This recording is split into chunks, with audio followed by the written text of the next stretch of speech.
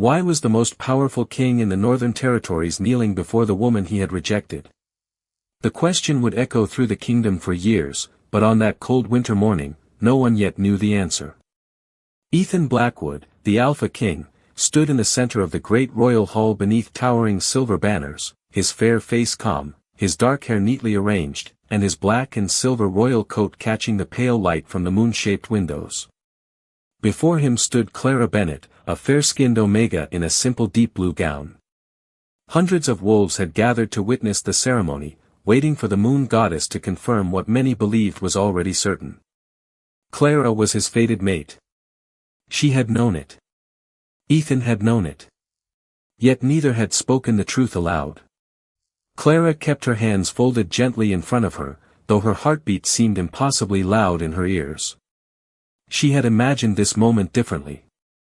She had imagined Ethan looking at her and seeing more than her rank. More than her quiet nature. More than the fact that she had never been interested in court politics or noble titles. Instead, when Ethan finally spoke, his voice was steady. "Clara Bennett, I cannot accept you as my Luna." A murmur moved through the hall. Clara looked up. Ethan continued, "A king must choose someone who can carry the expectations of the crown. Someone with influence, confidence, and the strength to stand before every pack in these territories." Clara understood what he was saying. He believed she was not enough. She could have defended herself. She could have reminded him of every family she had helped, every servant she had comforted, every quiet responsibility she had carried without recognition. But she said nothing.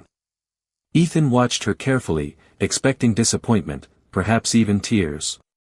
Clara simply lowered her eyes and took one slow breath. "I understand," she said. The words were quiet, but they traveled through the silent hall. She turned toward the great doors. Each step across the marble floor felt like leaving behind a future she had secretly hoped for. Ethan remained still, but something inside him shifted when she did not plead for another chance. At the doorway, Clara stopped. For one moment, she looked back at him. Her expression held no anger. Only sadness, acceptance, and a strange kindness that made his certainty feel less solid. Ethan almost called her name. Almost. Then Clara gave him a small, peaceful smile. "I forgive you." She walked through the doors. The hall remained silent long after they closed. Ethan stared at the empty space where she had stood, unable to explain why those 3 words troubled him more than her rejection ever could. He had believed he was choosing the future of his kingdom. He had believed he was protecting the throne. But as the winter light faded across the marble floor, a quiet thought entered his mind for the first time. What if the woman he had just rejected was the one person he should never have let go? The great doors closed behind Clara, leaving Ethan alone beneath the silver banners. For several seconds, he remained exactly where she had left him, staring at the empty space near the entrance. Around him, the nobles slowly began to move again, their quiet conversations returning to the hall. But Ethan barely heard them. Her final words were still there. "I forgive you." He had expected anger. He had expected tears. Instead, Clara had offered him forgiveness as though she had already accepted a truth he was only beginning to understand. Outside the palace, Clara walked through the snow-covered courtyard with her cloak wrapped tightly around her shoulders. The winter air was cold against her fair skin, but she welcomed it. It gave her something else to focus on. She had spent weeks preparing herself for the possibility that Ethan might reject her. Still, preparation did not make the moment painless. She reached the old stone bridge beyond the palace gardens and stopped beside the frozen river. For a while, she simply watched the moonlight shimmer across the ice. "I really thought you would see me," she whispered. Her voice trembled, and she quickly lowered her head. Clara had never wanted the crown. She had never dreamed of becoming the most important woman in the kingdom. She had only wanted Ethan to look beyond the title of Omega and understand. The person standing in front of him. Behind the palace walls, Ethan finally dismissed the remaining council members. He returned to his private study and removed his royal coat. The room felt unusually quiet. A cup of tea sat untouched beside his desk. He remembered seeing Clara place one there almost every evening. At the time, he had assumed it was simply part of the palace routine. Now he wondered how many things she had done that he had never noticed. Ethan sat down and looked toward the window. Snow continued to fall over the gardens. "I made the right decision," he told himself. The word sounded convincing for only a moment. A knock came at the door. The palace healer entered carrying a leather ledger. "Your Majesty, I believe this belongs to you." Ethan frowned. "What is it?" "It was kept by Miss Bennet." He opened the ledger. The first pages contained names of villagers who had received medicine, food, and assistance during difficult winters. Other pages listed children who needed extra care and elderly residents who had no family nearby. Clara had recorded every name. Every need. Every promise. Ethan turned another page and stopped. At the bottom was a short note in Clara's handwriting. "No one should have to prove they deserve kindness." Ethan read the sentence twice. He remembered telling himself that Aluna needed influence and strength. Yet here was Clara's strength, quietly written across dozens of pages. The healer watched him carefully. "She never asked for recognition," she said. Ethan closed the ledger. For the first time that night, his certainty began to crack. Clara had walked away without asking him for anything. She had forgiven him without demanding an apology. And somewhere beyond the palace walls, she was beginning a life that no longer included him. Ethan looked again toward the winter darkness. The thought that followed was simple. He did not know Clara nearly as well as he had believed. The next morning, Ethan returned to the council chamber with Clara's ledger still on his mind. The room was bright with winter sunlight, but the king felt no warmth from it. He listened as the council discussed trade routes, village supplies, and the upcoming winter gatherings, yet one thought kept returning. If Clara had been quietly helping the kingdom for years, what else had he failed to see? "Your Majesty," Lord Marcus said, "we should begin reviewing candidates for the Luna position." Ethan looked up. "No," Marcus paused. "The kingdom needs a Luna." "Perhaps," Ethan replied, "but we will not choose one simply because the council believes she looks suitable beside a king." The room fell silent. Ethan opened Clara's ledger and placed it on the table. "Tell me how many of you knew about this." No one answered. He turned several pages. Each contained names, dates, and careful notes about families Clara had helped. One entry described a village elder who needed medicine. Another described a family whose winter supplies had run low. Clara had arranged assistance without attaching her name to any of it. Ethan looked around the table. "You called her weak." His voice remained calm. "Did any of you ever ask what she carried without being asked?" Marcus lowered his eyes. "Your Majesty, we only advised you according to what we believed the kingdom required." Ethan studied him. "And who gave you that belief?" The question changed the atmosphere. Marcus hesitated. That hesitation stayed with Ethan. Later that afternoon, Ethan returned to his study and requested every report concerning the Luna ceremony. Several documents had been prepared weeks before the rejection. They described Clara as unsuitable, inexperienced, and lacking the influence expected of a royal Luna. Ethan read them carefully.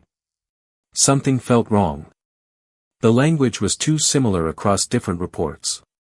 The same criticisms appeared again and again, almost as though they had come from one source. He requested the original correspondence. By evening, the pattern was impossible to ignore. Several influential families had quietly encouraged the council to recommend a different candidate. Ethan recognized one name more often than the others, Lady Eleanor Whitmore. Her family had long been respected at court, and she had been considered a strong political choice for Luna. Ethan leaned back in his chair. He remembered the conversations before the ceremony. He remembered how often people had told him that Clara would never understand the demands of the crown. He had believed them because their words matched what he already feared. Clara was quiet. Clara was an Omega. Clara had no powerful family behind her. He had mistaken those things for weakness. Then Ethan found one final document. It was a private note from Clara, written before the ceremony. She had warned that several council members were influencing his decision. She had also written that she would never use the information to force him to choose her. Ethan stared at the page. Clara had known. She had seen the truth before he did. And still, when he rejected her, she had not exposed anyone or tried to make him regret his decision. She had simply walked away. Ethan closed his eyes. The question was no longer whether Clara had been worthy of the crown. The question was how badly he had failed to understand the woman who never asked for it. The truth followed Ethan through the palace like a quiet shadow. By the following afternoon, he had read every document connected to the Luna ceremony, yet one question remained unanswered. Why had Clara known about the council's influence and still chosen to forgive him? Ethan found the answer in the final pages of her notes. She had written that she never wanted to become Luna because of political pressure. She wanted Ethan to choose her only if he truly saw her. The realization left him silent. She had not been fighting for a crown. She had been protecting the freedom of his choice, even while knowing that choice might break her heart. Ethan closed the folder and stood from his desk. He knew what he had to do. By sunset, he had ordered a carriage prepared. He left the palace without a royal procession, without council members, and without the symbols that usually announced his arrival. The journey north took several hours through winding roads bordered by snow-covered pine trees. When the village finally appeared, the last light of day was fading behind the mountains. Ethan stepped from the carriage and saw Clara near the community house. She was carrying a basket of bread and winter supplies, just as she had done every day since leaving the palace. Her fair face looked peaceful. She noticed him almost immediately. For several seconds, neither spoke. "Why are you here?" Clara asked. Ethan stopped several feet away. "Because I owe you the truth." Clara set the basket down. "You already know the truth." "Not all of it." He looked at her with an honesty she had never seen in him before. "I thought I rejected you because I was protecting my kingdom. Now I understand that I was protecting my own idea of what a queen should be." Clara remained quiet. Ethan continued. "I judged you before I ever gave myself the chance to know you." Her expression softened, but she did not move closer. "And what do you want from me now?" Ethan took a slow breath. "Nothing you do not freely want to give." Clara studied him carefully. "You came all this way to say that?" "I came because I needed to say it to your face." The village around them was quiet, the first evening stars appearing above the trees. Clara looked toward the road behind him. "You are still the Alpha King." "Yes." "And I am still an Omega." "Yes." "Then what has changed?" Ethan looked down for a moment before meeting her eyes again. "I have." Clara's eyes remained on him. "How do I know?" Ethan had no grand answer. No promise that could erase the past. "You do not," he said. "You will have to decide that for yourself." Something shifted in Clara's expression. She had expected him to ask for forgiveness, perhaps even ask her to return. Instead, he had finally given her what he should have given her from the beginning. A choice. Clara picked up her basket again. "Walk with me," she said. Ethan nodded. They moved slowly through the village together, leaving several feet between them. For the first time, Ethan did not try to close that distance. He understood that trust could not be commanded. It had to be earned. And Clara, watching him beside her, began to wonder whether the man she had rejected from her heart might still have a chance to become the king she once believed he could be. Clara did not invite Ethan inside the community house that evening. Instead, she asked him to help carry the remaining winter supplies to a nearby family. Ethan followed without hesitation. The simple task felt strangely unfamiliar to a man who was accustomed to having others handle every responsibility for him.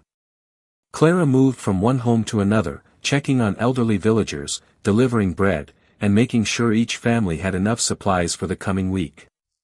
Ethan watched quietly. He had seen her kindness in the palace records, but seeing it in person was different. There was no audience here. No council. No crown. Clara helped because someone needed help. When they finished, they walked back toward the community house beneath a sky filled with stars. "You do this every week?" Ethan asked. Clara nodded. "Whenever I can." "Why?" She looked at him with a faint smile. "Because I know what it feels like to need someone and wonder if anyone will notice." Ethan lowered his eyes. He understood the meaning behind her words. For years, he had been surrounded by people, yet he had never noticed how lonely Clara must have felt inside his palace. The next morning, Ethan stayed in the village. He helped repair a wooden fence, carried firewood, and listened while Clara spoke with families about their needs. He did not complain about the cold. He did not mention the palace waiting for him. He simply stayed.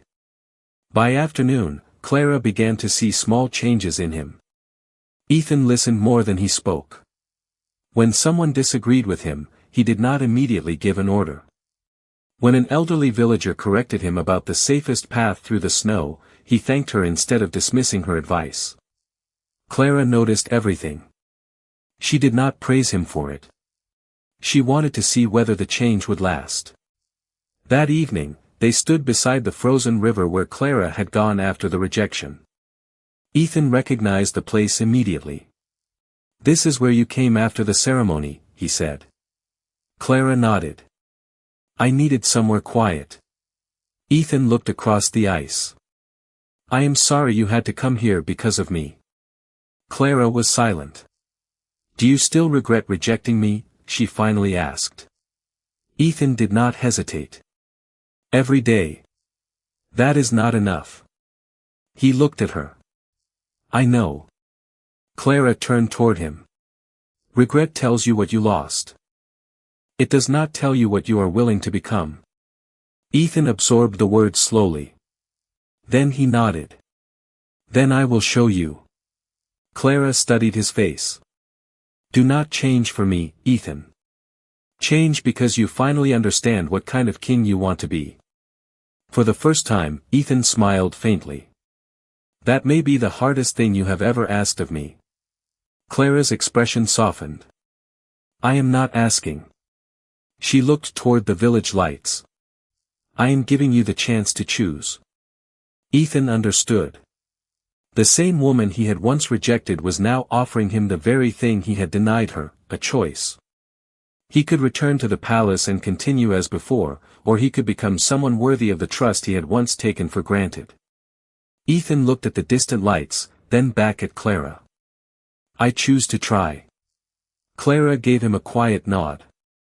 It was not forgiveness. Not yet. But it was the first door she had opened for him.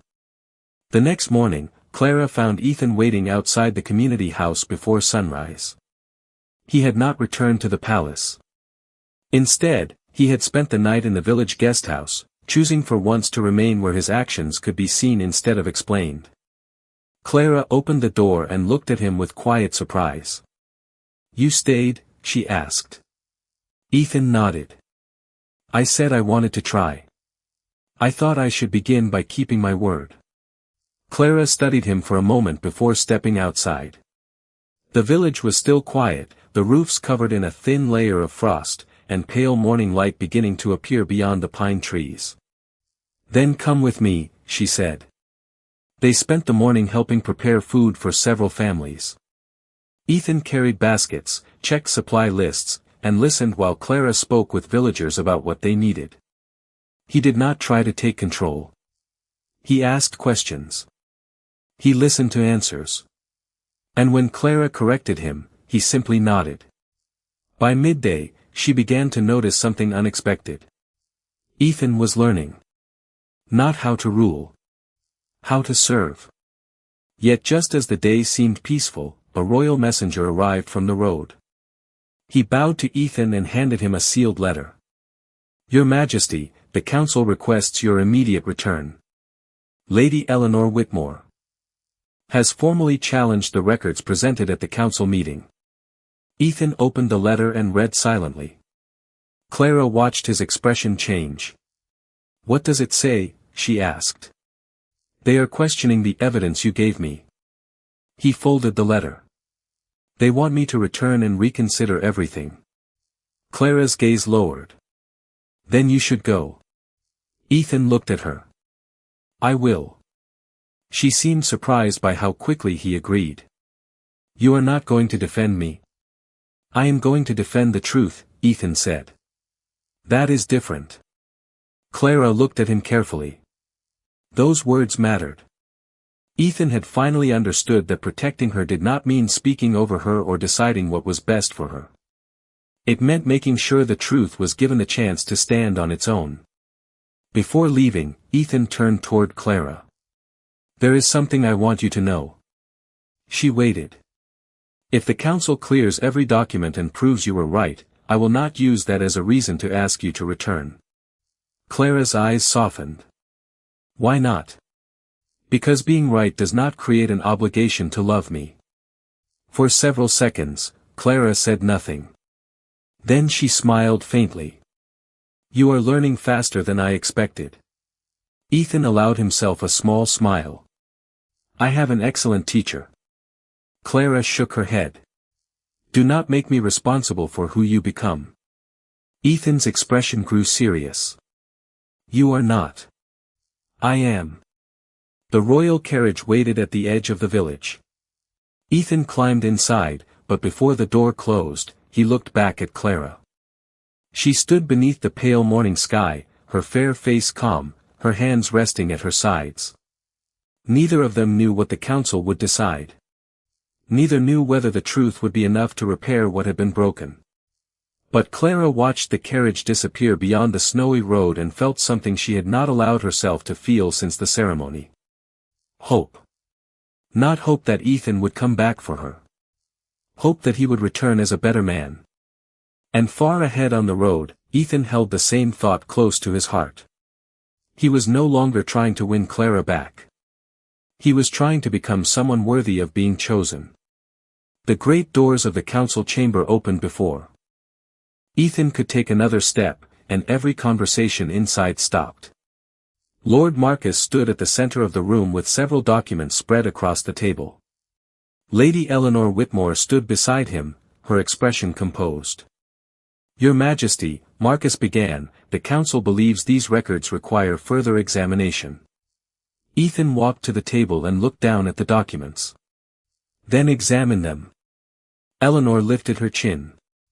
The reports concerning Clara Bennett were not created without reason. Several members of the council believed she was unsuitable for the position of Luna. Ethan looked directly at her. Believed, or were encouraged to believe. Silence followed. Eleanor did not answer. Ethan placed Clara's original notes beside the council reports. These documents show that Clara warned me before the ceremony. She identified the influence surrounding my decision. She never demanded that I choose her. She never threatened anyone with what she knew. She simply gave me the truth. Marcus looked uneasy. Your Majesty, perhaps she was attempting to manipulate your decision. Ethan shook his head. If she wanted to manipulate me, she would have used these records before the rejection. Instead, she walked away.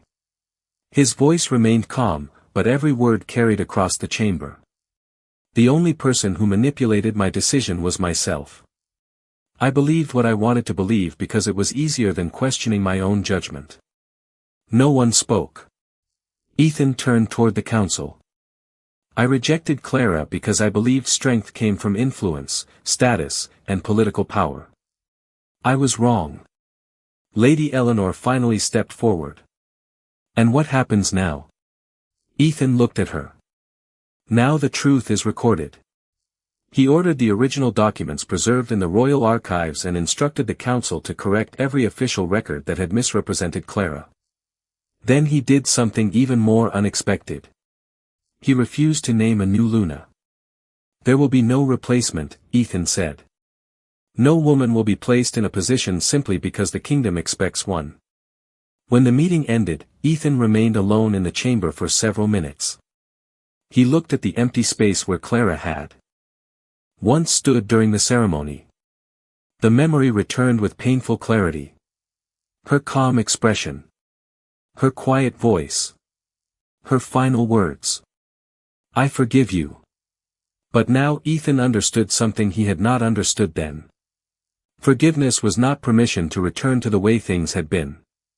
It was a gift Clara had given herself by refusing to let resentment control her future.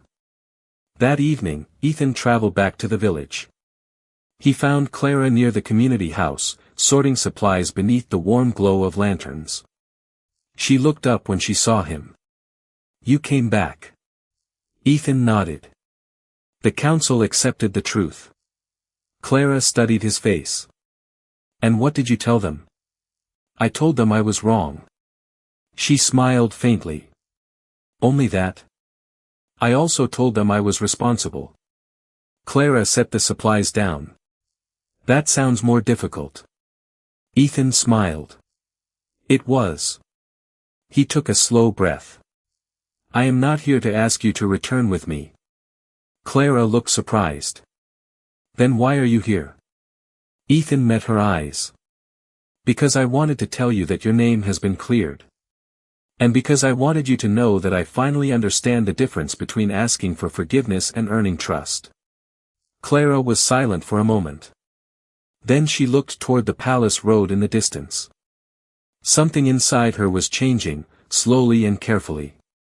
She was not ready to forget. She was not ready to call him hers. But for the first time, she was no longer certain that their story had ended at the palace doors. Clara expected Ethan to leave after giving her the council's decision, but he remained beside the lantern-lit community house, waiting patiently. He did not ask another question. He did not try to persuade her. For several quiet moments, the only sound was the soft winter wind moving through the pine trees. Finally, Clara looked at him. What happens now? Ethan answered honestly. That depends on you. She studied his face. You really mean that? Yes. Ethan looked toward the distant road leading to the palace. I spent too long believing that being king meant making every important decision myself. I thought I was protecting everyone when I was actually taking choices away from them. Clara folded her hands. Against the cold. And what do you want me to choose? Ethan shook his head. I am not going to tell you. Something about that answer made Clara smile. It was small, almost uncertain, but Ethan noticed it immediately. I want you to come back to the palace, he continued, but not because you are my fated mate, not because the council expects a Luna, and not because I am asking as your king. Clara waited. I want you to come back because I would like the chance to know you without all those expectations between us. She looked away toward the village lights. And if I say no? Then I will leave knowing that I respected your choice. Clara was quiet for a long time. She remembered the woman who had walked away from the palace believing she had lost everything. She remembered the man who had stood above her and decided what she was worth without truly knowing her. Then she looked at Ethan now. He was still the same Alpha King, still responsible for an entire kingdom, but something fundamental had changed. He was no longer asking her to prove that she belonged beside him. He was asking whether she wanted to walk beside him at all. I will return, Clara said. Ethan's expression changed with quiet surprise. You will? For a while. She raised one hand before he could misunderstand. I am not promising to become your Luna. I am not promising that everything is forgiven. I am not promising that I will forget what happened. Ethan nodded. I understand. Clara looked directly into his eyes. I am coming back because I want to see who you become when no one is watching. Ethan smiled softly. Then I will make sure the person you see is the same one whether the kingdom is watching or not. The following morning, Clara packed only a few belongings. She did not need the royal wardrobe or the jewelry she had once been offered. She wanted to return as herself. Ethan waited outside the village with the carriage, but when Clara approached, he stepped aside and let her choose where to sit. It was such a small gesture that no one else would have noticed. Clara did. As the carriage traveled south toward the palace, the winter landscape passed quietly beyond the window. Ethan sat across from her, leaving a respectful distance between them. Neither spoke for several miles. Then Clara finally looked up. Ethan. Yes. Do not make me regret coming back. His expression became serious. I will not ask you to trust me immediately. I will earn it. Clara turned toward the window again. Outside, sunlight touched the snowy pine trees. For the first time since the rejection, she allowed herself to imagine that returning to the palace did not have to mean returning to the past. Maybe it could mean beginning something entirely new. The palace appeared beyond the snowy hills just after sunrise, its silver towers glowing beneath the golden morning light. Clara watched through the carriage window, her heart strangely calm. The last time she had passed through those gates, she had been leaving with a broken dream. This time, she was returning because she had chosen to. Ethan sat across from her, silent as the carriage climbed the final hill. He did not ask what she was thinking. He had learned that some answers had to be given freely. When the carriage stopped, Ethan stepped down first and waited. Clara followed. The great palace doors opened, and the council stood waiting inside. Every face turned toward her. Clara felt the weight of their attention, but she did not lower her eyes. She had nothing to prove anymore. Ethan walked beside her until they reached the center of the great hall. Then he stopped. Before anyone speaks, he said, there is something I need to make clear. The council became silent. Ethan looked at Clara before turning toward the others. Clara Bennett has not returned because she is my fated mate. She has not returned because the kingdom needs a Luna. She has returned because she chose to. Clara felt her chest tighten. Those words were simple, but they meant more than any grand declaration could have. Ethan continued, I once believed being king gave me the right to decide what was best for everyone around me. I was wrong. Clara does not owe me her trust. She does not owe me forgiveness. And she does not owe me a place beside the throne. Then Ethan stepped away from the throne. Slowly, he lowered himself to one knee. Before her. A quiet gasp moved through the hall. Clara stared at him, remembering the man who had once stood above her and rejected her without understanding what he was giving up. Now that same man looked up at her without pride.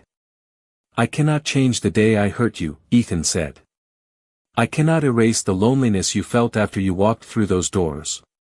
But I can choose what kind of man I become from this moment forward. Clara's eyes filled with tears, but she remained still. Ethan held out his hand without reaching for her. I will not ask you to be my Luna today. I will not ask you to forget. I will not ask you to prove that you love me. I only want you to know that if you choose to stand beside me, I will spend every day earning the trust one once took for granted.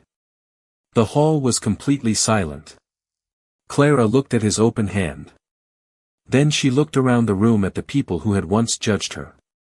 She remembered the village, the families she had helped, the quiet life she had built, and the woman she had become after walking away. She had forgiven Ethan long ago. But forgiveness had never meant surrendering her future. It meant she was free to choose it. Clara slowly stepped forward. She placed her hand in Ethan's. His expression softened with relief, but he did not immediately rise. Clara looked into his eyes and spoke quietly enough that only those closest could hear. I choose you. Ethan closed his eyes for one brief moment, as though those 3 words carried the weight of everything they had survived. Then he stood beside her. Not above her. Not ahead of her. Beside her. And beneath the warm morning light, the Alpha King finally understood what Clara had known from the beginning. True strength was never about having the power to choose for someone else. It was having enough humility to let them choose you.